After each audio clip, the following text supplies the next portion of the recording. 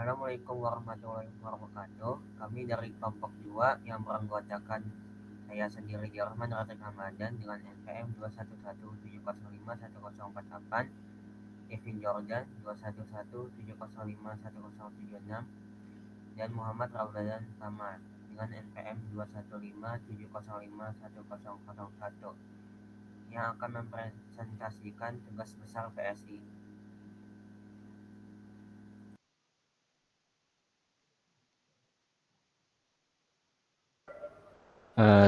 Tim dan peranannya dalam pengembangan sistem. Jadi tim pengembang ini biasanya terdiri dari pemangku kepentingan atau stakeholder, ada pengguna, ada project manager, sistem analis, sistem designer, dan pengembang sistem atau programmer, dan berbagai personil pendukung lainnya.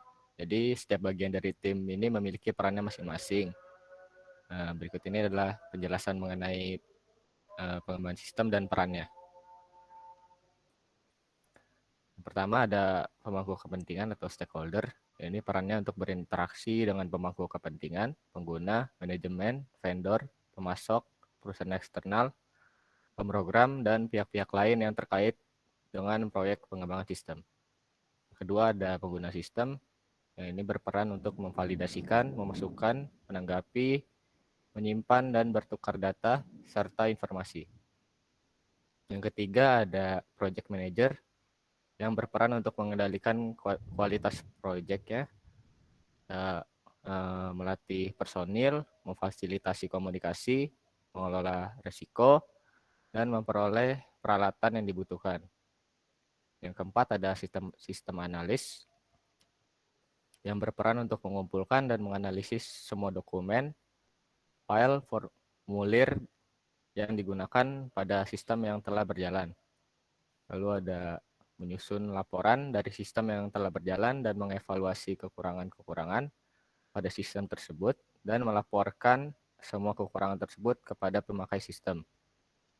Lalu sistem analis juga berperan untuk merancang perbaikan pada sistem tersebut dan menyusun sistem baru, menganalisis dan menyusun perkiraan biaya yang diperlukan untuk sistem yang baru dan memberikan argumen tentang keuntungan yang dapat diperoleh dari pemakaian sistem yang baru tersebut. Dan yang terakhir itu mengawasi semua kegiatan terutama yang berkaitan dengan sistem baru tersebut. Yang kelima ada sistem designer yang berperan untuk menerjemahkan persyaratan bisnis pengguna sistem dan pembatas solusi teknis. Nah, sistem designer ini juga berperan untuk mendesain database, input, output, tampilan jaringan, dan perangkat lunak komputer yang akan memenuhi persyaratan pengguna sistem. Yang keenam atau yang terakhir ada pengembang sistem atau programmer. Ini berperan untuk bertanggung jawab terbatas pada pembuatan program komputer. Ini untuk pengetahuan terbatas pada teknologi komputer, sistem komputer, utilities, dan bahasa-bahasa program.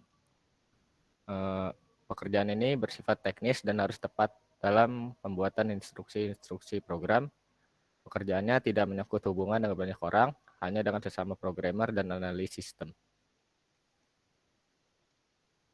Lalu ada analisis studi kelayakan. Jadi penggunaan internet di Indonesia dari tahun ke tahun ini semakin meningkat drastis. Internet saat ini tidak hanya digunakan sebagai media komunikasi antar individu atau perorangan, tetapi juga sudah merambah ke komunikasi bisnis. Internet ini menawarkan berbagai peluang dalam bisnis, salah satunya bisnis e-commerce atau berdagang secara online menggunakan internet yang menyediakan pesan dan antar barang. Saat ini, kalangan bisnis memilih menerapkan konsep e-commerce dalam memasarkan produknya. Walaupun demikian, tidak serta-merta bisnis e-commerce mudah dipercaya oleh konsumen karena mereka berkomunikasi secara maya sehingga meningkatnya jumlah bisnis e-commerce yang ditawarkan di internet, maka semakin selektif juga konsumen dalam memilih jenis e-commerce yang ditawarkan. Dalam penelitian kali ini, kami akan melakukan analisis studi kelayakan pada salah satu aplikasi e-commerce yang cukup terkenal di Indonesia, yaitu Shopee. Untuk selanjutnya, saya serahkan ke Kamal.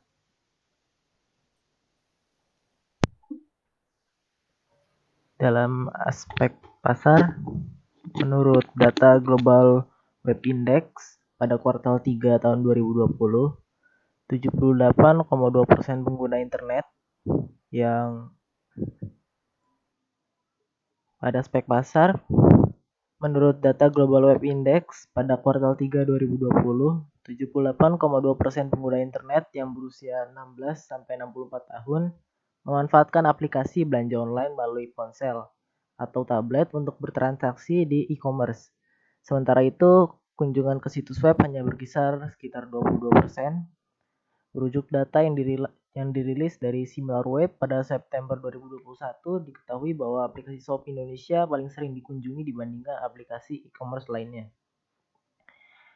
Pada bulan Agustus tahun 2021, Shopee berhasil meraih 26,92 juta Unique Daily Activity User atau yang disingkat DEU, atau pengguna aplikasi aktif harian yang mengakses dari perangkat mobil Android di Indonesia.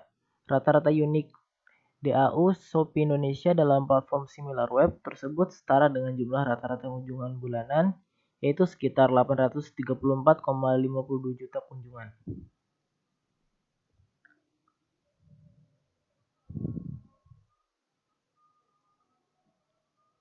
Dari aspek teknisnya, Shopee menempatkan lokasi perusahaannya di sekitar pusat kota. Hal itu sangat bagus karena pusat kota biasanya memiliki koneksi internet yang bagus dibanding daerah di sekitarnya, sehingga akan meminimalisir gangguan yang terjadi pada server, juga dapat memudahkan dalam pengendalian sistem dan meningkatkan pelayanan.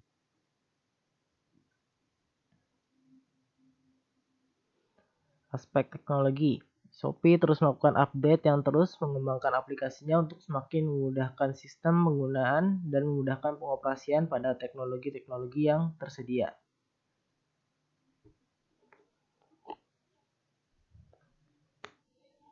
Dari segi aspek ekonomi, Shopee selalu melakukan pengeluaran yang fantastis setiap tahunnya yang digunakan untuk memasarkan dan meningkatkan sistem aplikasinya.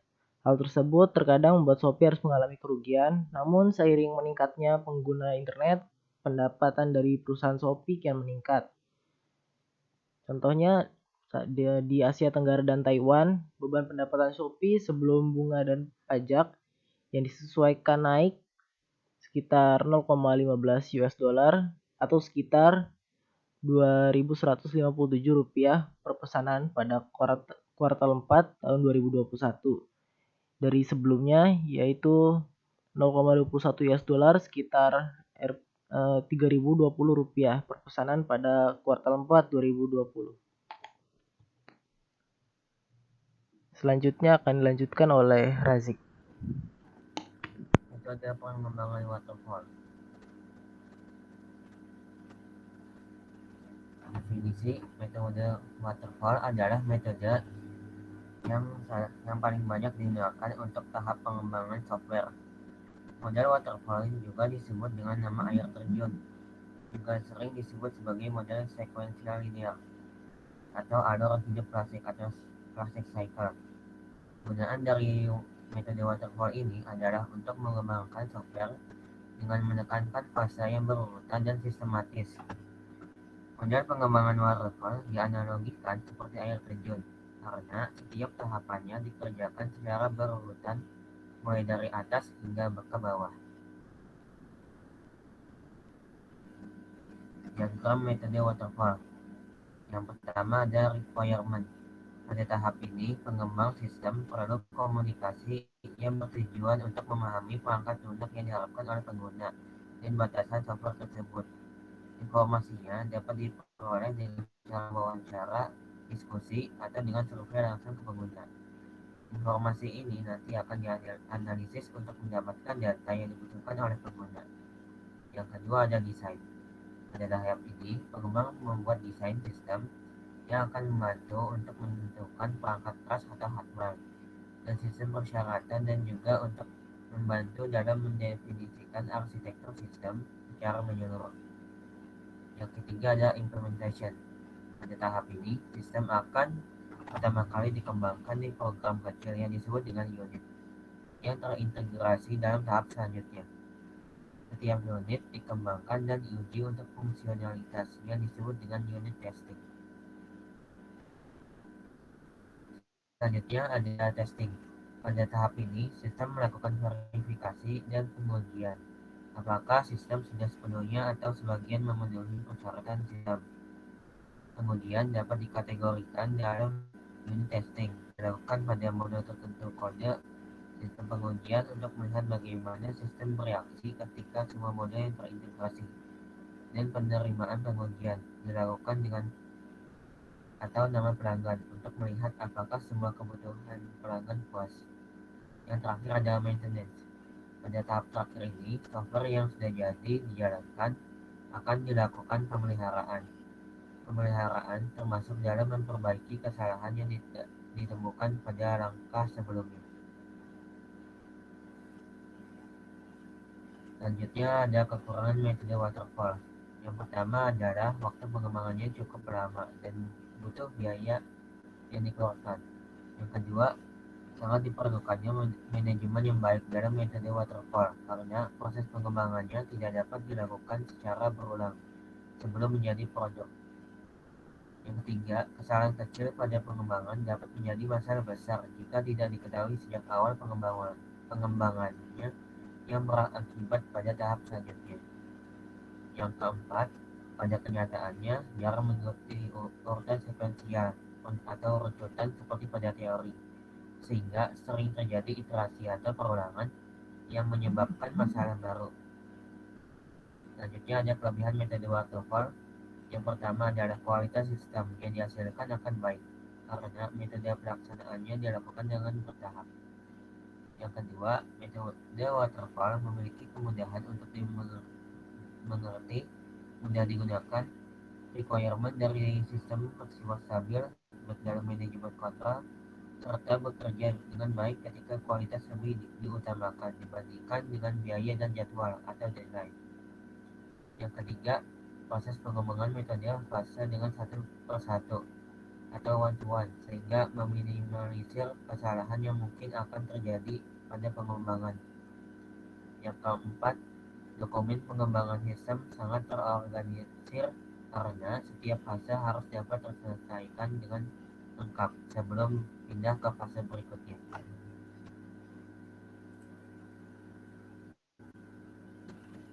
Sekian dari kami, terima kasih. Wassalamualaikum warahmatullahi wabarakatuh.